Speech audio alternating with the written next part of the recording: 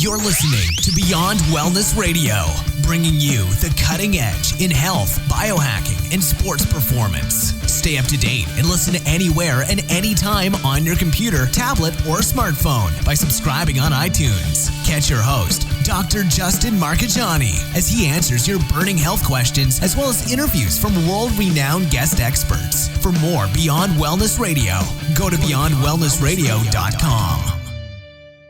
Hey there, it's Dr. Justin Marchegiani. Welcome to Beyond Wellness Radio. Feel free and head over to beyondwellnessradio.com where you can access our full podcast transcriptions. While you're there, you can also sign up for our thyroid and female hormone video series. This series goes into the root cause of why your hormones are out of balance. While you're there, you can also schedule a functional medicine consult with Dr. Justin, myself, where we'll dig deeper into the root cause of your health challenges. Feel free and think of sharing this podcast with at least one person. This podcast grows by people sharing it. Sharing is caring. If you can think of one person that can benefit from this information, please feel free and share it. If you're enjoying the podcast, make sure you subscribe on iTunes. You can also click below the video or podcast where you'll see the iTunes review button and leave us a review. You can also sign up for the newsletter at beyondwellnessradio.com where you'll get updates before anyone else. Thank you so much and enjoy the show. Hey there, it's Dr. Justin here with Beyond Wellness Radio. Again, we got Evan Brand, our guest co-host, on today, and we're going to be talking about how to get the best results on your functional medicine program, how to be a great functional medicine patient. Again, Evan and I were talking about this topic before the show, and we're really excited to chat about it. But Evan, how are you doing today, man? Hey, I'm great. Just before we jumped on here, I was outside, had my shoes off, I had my shirt off. I was doing some very slow push-ups. I read an article Mercola put out today, and he's like, quit doing fast push-ups. So I did some really slow ones and some kettlebell stuff. So I'm feeling good. That's good. Yeah, on the Skype cam, you're looking a little extra pumped today. That's Thanks, probably man. Why. There we go. Awesome. We'll have to start doing videos we'll have to start doing our podcast on video so you can flex for the camera. Sure thing. Once I get a new HD webcam. I love it. Awesome. You'll be able to see all the ripples. Yeah. Cool. So I really wanted to put out some content today. I know we talked about it as well, so we can help our patients get the best results possible, because a lot of it is like we're putting out information, we're being teachers, we're being clinicians, but on the other end of the fence, there takes a compliance element. And the more compliant and the better our patients can be at being good patients, the better results we can help facilitate. Oh, yeah. I mean, this is, when you brought this topic up, I mean, my stomach just got butterflies of happiness, because it's been such an issue for me lately to get people to stick on their protocols, and they don't understand why they're not getting better. So they come back at me, but everything's been laid out, but it's an issue of compliance, or they just don't want to do something, and that's where the problem is. But it's hard to get them to see that, and I think we'll be able to break down today what things you can do right to actually prevent yourself from being one of those people that come back to us and say, why am I not getting better? You know, so that's my thought. Absolutely. So I think starting off, a good place would be just diet.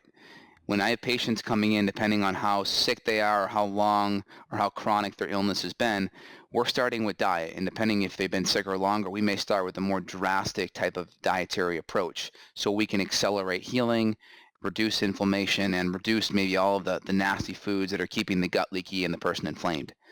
So off the bat, I always try to get my patients to buy into the most drastic change off the bat, because they see the best results. But again, some patients, it's too much too soon. So one side of the fence, we're trying to make the most drastic change so we can get the results the fastest. But some people, it's like, well, let's just kind of take a baby step there. So I always try to lay it out here. We have option A that gets us there faster. Option B is going to be slower, but you may not see the results that you want as fast. We may have to baby step towards that AIP or that GAPS or that SED or that low FODMAP paleo approach over the next month. So instead of getting there in 1 month, it may take you 2 months to see those dietary changes. So I try to give my patients options on how we can get there. Yeah, and that kind of depends on where they're coming from, right? I Yeah. mean, because some people that come to me are already doing somewhat of a paleo diet, and then there's other people that are just drinking tons of Coke and they're eating Subway. So it's Yeah. kind of interesting. It depends on where the person's coming from, what protocol we can put them on. Is that the same thing for you? Yeah. I mean, I see a lot of patients that are already paleo and they're coming to me because paleo isn't working. Yeah. So I'm already in that place with a lot of my patients, but I really try to hold my patients accountable and I put a lot of responsibility on them with a food diary. So a food diary is a great way so we can get a window into what their life's like. And for me, a food diary isn't just about what they're putting in their mouth. It's also when they're putting it in their mouth. Are they drinking a whole bunch of water with their food? Are they consuming their protein and fat in the morning in that first 30 to 45 minutes of waking up? Are they going too long between meals? Are they exercising 2 hours and they have stage 3 adrenal fatigue? Are they going to bed past midnight? So I have a lot of those elements kind of lined up on my food diary list that are important to get a window into what's happening on. Yeah, and the when you eat, I think that's a very important part of dietary compliance that's ignored, because I'll send some recommendations over and say, hey, here's 3 or 4 days worth of eating. Here's 3 different breakfast, lunch, and dinner options, and then I'll follow up and say, hey, I haven't actually followed up and said, hey, fill out a new journal lately. I probably should be doing that, but just getting people, give me an update on the diet. Well, I've just been so busy, I just keep skipping meals, and then we go off their symptom graph and their blood sugar stuff's off the chart. So they're never going to get better no matter if they're eating that grass-fed beef once a day. The other 10 hours they're starving, it's just not going to cut it. So Exactly. So I tell patients, number one, if they want the most effective results is let's try to get the maximum buy-in off the bat. And if we're having trouble with the buy-in, then we got to do a food diary so we can see where we're at, what we're doing right. And then we got to follow up and we got to see where we're at. I always tell patients if we're really having a hard time with the 100% buy-in, we got to have a negotiation. We got to sit down and negotiate and see what foods can't you do, what foods are you having a hard time with, and let's see if we can find an interim. So for yeah. instance, I got a vegetarian patient who's 100% vegetarian vegan. We have a buy-in. We're like, all right, here's what we're going to do. We're going to do high-quality, unsweetened, unflavored pea protein just to give you some extra aminos. We're going to give you some extra free-form amino acids. This person, I have a strong suspicion that has an H. pylori infection, so we're giving some extra enzymes and hydrochloric acid support, and we're allowing them to have some lentils, right? Because out of all the legumes, the lentils tend to be the least problematic. And then we're trying to get them to do a little bit of egg yolks and some wild Alaskan sockeye salmon, just a couple ounces a day. So I kind of had that little buy-in where, hey, they're not like full paleo, but they're adding in a little bit of foods that may have higher quality protein, higher quality fat, and you're not getting all the carbs that you typically get in your standard vegetarian diet. Yeah, and you're not getting the soy and other garbage. Yeah, I mean, most vegetarians don't realize it. You try to combine your vegetarian proteins, right, outside of a protein powder, right, because that's the exception. You do rice and beans, right, you get 15 grams of protein when you combine them, but then you get 80 grams of carbohydrate. That's a lot. Yeah, and that can really stall fat loss if you're above that carbohydrate curve, and that curve obviously is dependent on people. So I guess that's where we come in, is to determine what that right curve is for you. But maybe that kind of ties into what I was thinking too about being a good patient and getting the most results, is that you just have to follow what's outlined. I mean, it sounds simple, but I just had a lady who had to take a trip for work, and she was around the convention food. Yeah. And I gave her an entire shopping list, and I said, hey, here's a shopping list of portable meals, some grass-fed jerky, some organic nuts, things like that. I want you to take these because I don't want you to get derailed when you're at this convention eating work food. And then a few days later, I get the email, oh, potatoes, potatoes, potatoes. And now she's flared up and she's feeling like crap. So Yep. I don't know where I'm going with that thought, but I just wanted to mention that story. Yeah, I mean, you're giving your patients options, and they made a bad choice. And I think Dr. Mercola said this recently. You can ignore reality, but you can't ignore the consequences of reality, right? You can ignore reality that, oh, I can eat potatoes, or I can eat gluten, but you can't ignore the consequences now that you feel crappy, your skin's inflamed, your gut's inflamed, you don't feel good. You can't ignore those consequences. So my goal when I'm dealing with patients is just to let them know that, hey, we can outline what their plan is, but based on our experience working with thousands of patients, we know that there's certain consequences to the reality, and we want to let them know, if you do this, you're more than likely not going to get better in that time frame, or those symptoms will get worse again. So we're trying to create a plan that has their goals in mind, number one. Now, if they can't do it, we got to have a negotiation, and we got to readjust the time frame of getting better. Right. Yeah. And I would like to say that the process is a straight line from point A to point B coming in and then the healing phase, but it is a bit of a roller coaster and kind of a windy river, so to speak. But most of the time, we're not creating rivers that flow backwards.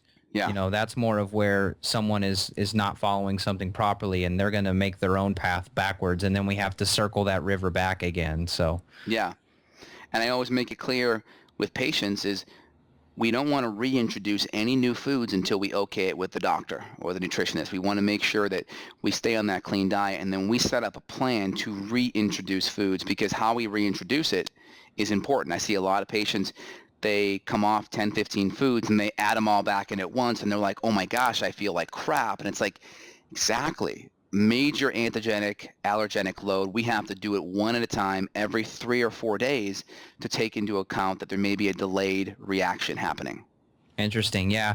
And I've done that too with the gluten cross reactive foods. I mean, because I've pulled rice and potato and hemp out. I thought for a long time that I was allergic to hemp, and I actually had one of these bars the other day. It's incredible. You got to try them out. It's called a Love Crunch bar, and Nice. it's an organic. It does have peanuts, which kind of sucks, but it does have organic cashews in there, and some hemp seed, Yep. and some organic dark chocolate and things like that. And I thought for the longest time that I was completely allergic to hemp, and I've pulled it out for so long, and I recently just added it back in with that bar, and I was fine. So it is possible that you may start out being very limited in some of the recommendations that we're allowed to give you, but eventually you may be able to expand your variety again and do completely fine.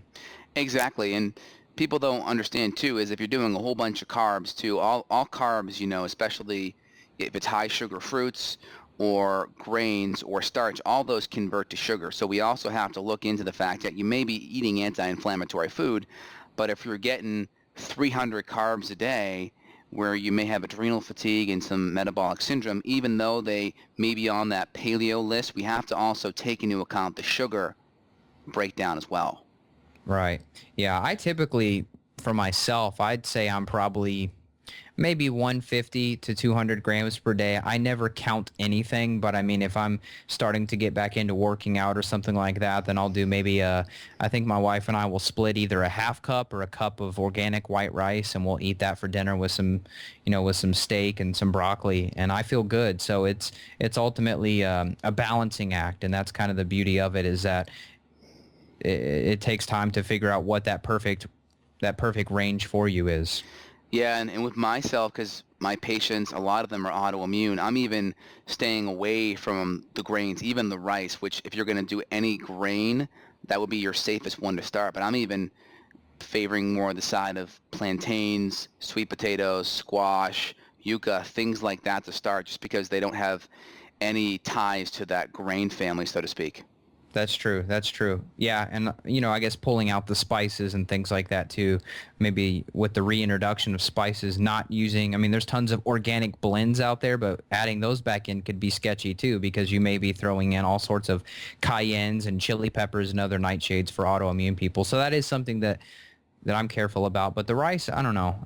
It'll always be controversial. It's an individual basis. Individual basis. Again, I always err on the side of causing the least problem, because that way, you just cause the least problem.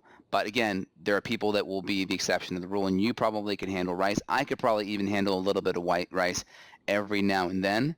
But, if we have carbohydrate, because in the end, there's really no nutritive value in the white rice. You're just getting the glucose, right? So if we can get that glucose from another source that may give us 20 or 30% chance of having a cross-reactive gluten issue, I'm all for it. Yeah. But you're right. It's 100% individual. I agree. Yep. So on that note, like with patients, for instance, one of the things that I find is that when we start cutting foods out or start cutting a lot of the bad foods out, it's instantaneously analysis leads to paralysis, where if 50% of their calories were crap before, meaning a whole bunch of glutinous or sugar grains, then maybe only 30% of those calories are substituted. So there's a 20% gap, meaning they just cut their calories down 20% and they're complaining of being hungry. So I always tell my patients off the bat, if you can't go 4 to 5 hours between meals, or if you are hungry, it's because you did not substitute enough of the calories that you pulled out of your diet with the healthy, anti-inflammatory, non-toxic calories. Yeah, and if you are going to be, most of these plans that we're putting people on, they just are naturally a lower carbohydrate plan. And if you're not properly balancing out your macros there and adding in some more fat in replacement of those carbs, you're going to have the irritability. You're going to have maybe even the sugar craving, where at the end of the meal you just want to go up and eat a piece of dark chocolate or something like that. Those are signs that you may need to tweak that ratio and fill in the gap with some fat there. That's kind of my go-to macro. Yeah, I agree. And I also see patients, if they go too long between meals, that's where those cravings will happen. Let's say they have dinner or lunch at 12, dinner at 6. Well, there's a 6-hour gap there. That may have caused a low glycemic spike. And then now it's your brain is craving sugar to get that blood sugar back up, and it's just causing a lot of sweet cravings. Yep. Yeah. Man, something I wanted to mention in terms of what makes, a good client, someone that's going to do the program long enough. Because what happens with me, and actually it's funny now because the people have come back to get reevaluated, but people have come in the door, and maybe this is my fault for not saying, hey, we need to make this a 3 to 6 month minimum commitment together. Now I'm starting to do that. But before, last year, when I was taking some people on, they would just schedule a few consults. I don't know if it was maybe financial related, they were just too busy, or maybe they just thought, hey, I'm going to come in, I'm going to get this program designed, I'm going to get my supplements, get my lab test, and everything's going to fall into place. And then they don't have regular checkups. They're not adjusting things with me as needed. And then you reevaluate them and you run the symptom questionnaire, and they're almost back to where they started. So I'm sure you have plenty to say about that. Yeah, I 100% agree. I don't take on any patient that's not willing to commit 3 to 6 months. Mm-hmm. Think about like a major, a cruise line ship, for instance, right? It takes so much energy and time for that thing to actually turn when it's at full speed, right? Like an airplane takes probably dozens of miles to actually make that 180-degree turn if it's at 700 miles per hour, right? It's basically going, I think it's a mile a second, right? So if it takes a minute or two to turn, that could be 60 miles, I think, if my math's right. Yeah, that's close. Yeah. Or I think it's a mile a minute, maybe a mile a minute there. No, 60 miles per hour is a mile a minute. So yeah, you're looking at a mile a second. So that totally makes sense to me. So with dealing with patients, where was I going with that? We really want to make sure that we have enough time to change the direction of where their physiology is going, number one. And two, we got to have check-ins. Every now and then we get patients that may cancel their follow-up, and that's super important to have it, because if we're off, like for instance, an airplane's off by 1 to 2 degrees throughout the whole entire trip, but they're 1 to 2 degrees to the left, 1 to 2 to the right, so they're constantly balancing out.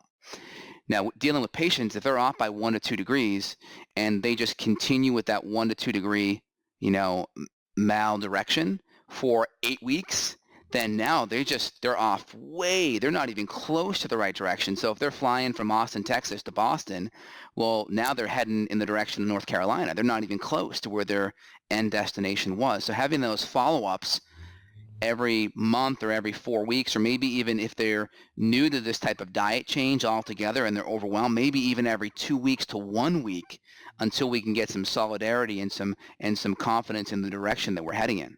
Yeah, and I'm too busy to continue doing that, but what I was doing was having basically like an unlimited coaching plan for people, where just anytime they wanted to hit me up on Skype, they could do that. But now it's too crazy to try to keep up with that. So I've gone to the more 3 to 6 week checkup thing, and it's incredible what you'll hear. There's so many things that they may have had pre-programmed into their mind that we may not have covered yet because we only covered, what we could see being the most immediate issue. So I'm looking with a pretty big scope, but maybe my scope's not big enough sometimes. And then they come in and they say, oh, well, I thought I could just drink tons of vitamin water or something. Just Right. something small has been slipping through our protocol that I didn't know about.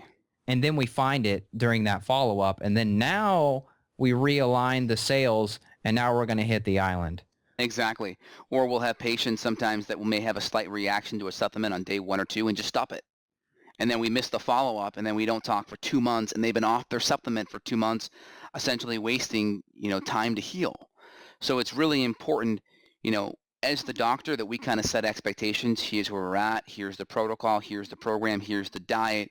We want to check in. The check-in is designed to kind of have a little feedback so I can tell you where you're at, make sure you're not making any mistakes, but also to give you a pat on the back and to confirm that we're heading in the right direction and to see what changes are occurring too.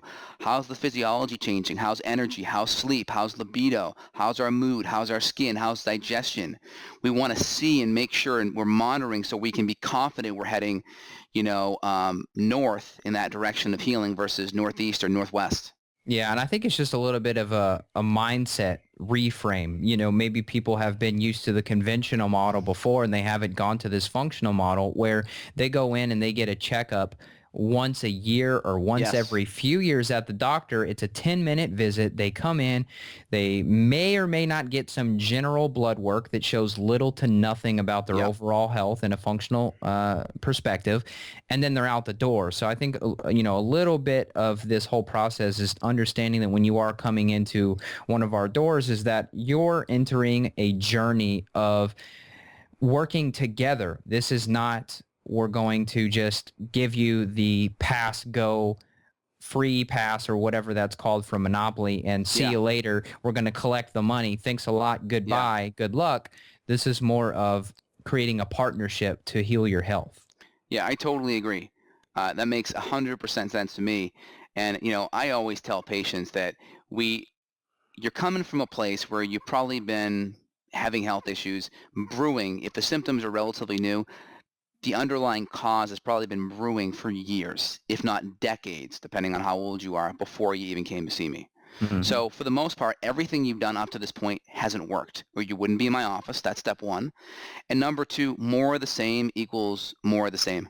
I had a plumber in my house a couple weeks ago, and my faucet was leaking, and it just stopped leaking.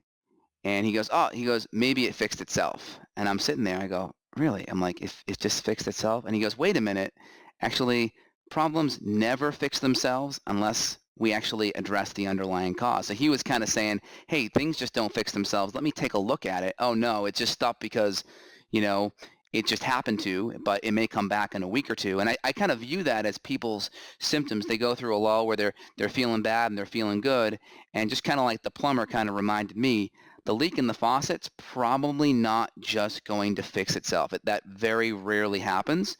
And then the problem down the road will probably get more expensive, and it will take more parts, more labor, more of my money, because it'll cost me more to fix it, but it'll also cost me more quality of life and just having more symptoms. I have to add to that. You just sparked some inspiration.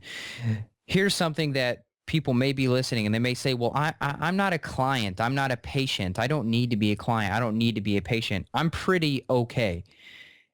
That's kind of the wrong mindset. And that's not to say every single person out there right now needs to schedule an appointment with us and get help. But I think also there's this weird mindset where people only need to come get help if they are sick, they broke their leg, they're throwing up, and they have diarrhea 20 times a day. Okay, now I need to come get seen. And that doesn't have to be the model, and that's definitely not the functional model. And a lot of people that you and I work with are people that are really healthy, and they just want to push that boundary, the biohacker group, the functional group. They just want to hit that next level of performance. So if you're hearing this and you're thinking, well, I'm not sick, I'm pretty okay overall, that doesn't mean that you don't need to get seen, because there's so many different things that you could be optimizing, like optimizing your digestion, for example, making sure that you're actually going to be breaking down and assimilating your amino acids and nutrients that are going to help you perform when you're doing your CrossFit workout, for example. So you don't have to listen to this and think, well, I'm not one of those people because I'm not basically bleeding out of my gut, so I don't need to be seen. Yeah, I agree. And myself, I'm getting ready to order over $1,000 of lab work, and I'm going to run a whole bunch of tests on myself. I'm going to create a whole program and protocol just as if I'm a patient. I mean, I do the diet and lifestyle stuff money because I can't look at myself in the mirror if I don't do it at least 90-95%, because I know I'm telling patients 12 hours a day to do it. So I got to be authentic, and I got to own it, because when patients talk to me, they know that I've been there literally thousands of times, and I own the situation. Oh, this happens, do this. Oh, this happens, do that. I know that, you got to do this. So I own the diet and lifestyle part, but I do, getting ready to do over $1,000 of lab work. I'm going to draw myself out a full supplement program, and I'm going to have, let's say, Dr. Kalish or Dr. Peter Osborne review that program with me and make sure there's nothing else that I've missed that I can be doing to perform better or function better at my optimal health.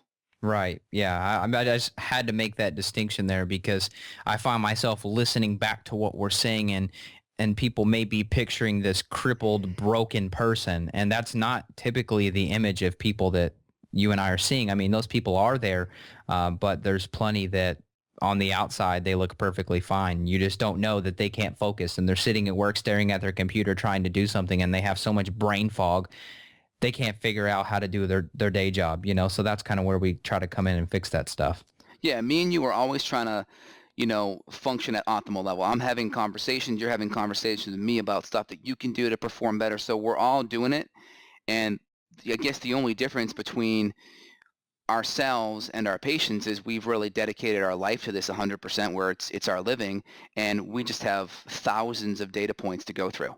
Yep. Right. It's like the lawyer going to court. They've been there thousands of times. So when they go to court, it's not a big deal. Your first time in there, you're kind of, maybe a little uneasy. You don't know the language. You don't know the rhetoric. You don't know the accord. So it's much easier for people like us that have done it to be able to provide the insight. And also, I mean, it's even more important when it comes to what labs do you order? What supplements do we order? How do we periodize the program?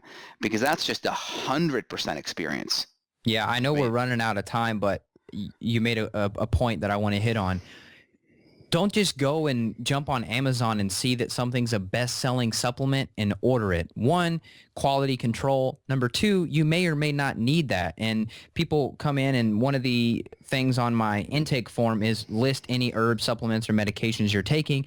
And you would be amazed. Well, you wouldn't, but the listeners would be amazed how much stuff is on there. And it's like, why are you taking 500 milligrams of, say magnesium every single day? Or why are you taking CoQ10? Have you ever found that you need that? Why are you taking blank? Why are you taking this quality? Oh, well, I just heard about it on Dr. Oz or whatever. And that's not saying that you're wrong or that you're stupid or something, but I don't want you to be creating expensive urine and other things that could go wrong if you're taking something that you don't need. So, at a certain point, it's great. You've found this podcast. You're on the goal to empower your own health. But at a certain point, you have to just let go of the reins and let somebody else help you and guide you into the direction, as opposed to you taking, I'm a biohacker. I'm going to do this thing on my own. And you and I have both done that. And I've hit the wall and been a wounded warrior myself. That's what brought me to this whole thing. So I just wanted to make that little rant there. I think that's great. And I just kind of want to summarize for everyone here on a diet perspective, really try to buy in at the highest level to what you can regarding what your doctor's telling you.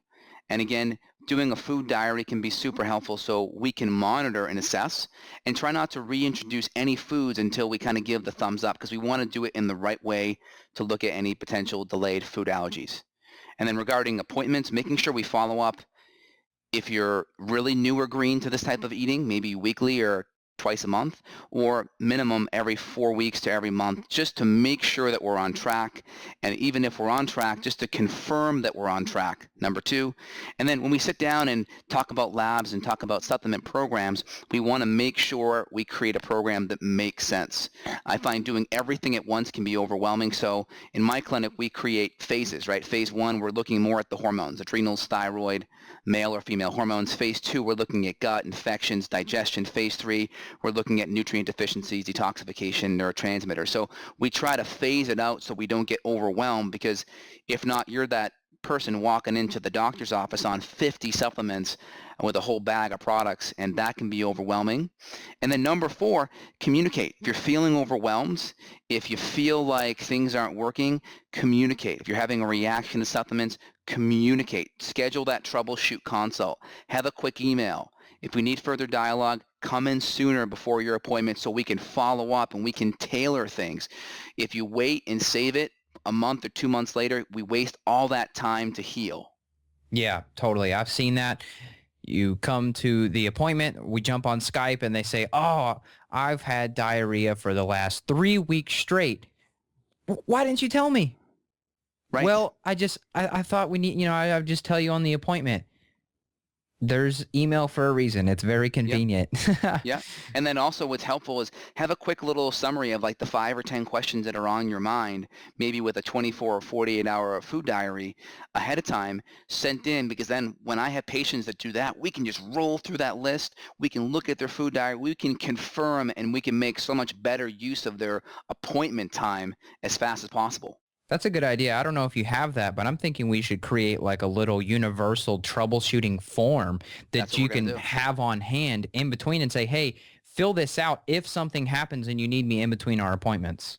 Well, this podcast will be recommended, required material for all my patients, and I hope for yours as well. And we'll have the transcription up, and I'll have this put into a nice PDF handout little checklist where patients can go through and check off all the things and make sure they're on track. So again, we always want to make sure we're doing our job. That's our goal. That's our given.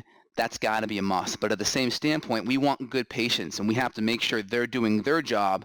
It's kind of like that Jerry Maguire movie with Tom Cruise, right? Help me to help you, right? Help me to help you. So we want to make sure we can hold our patients accountable and then kind of give them a scorecard or a little checklist so we know and we can give them assurance that they're doing everything they possibly can do. Yep. Amen. Awesome. Anything you want to add, Evan? Not much. Just keep moving forward. Keep hope. Stay positive. There's always help out there for you.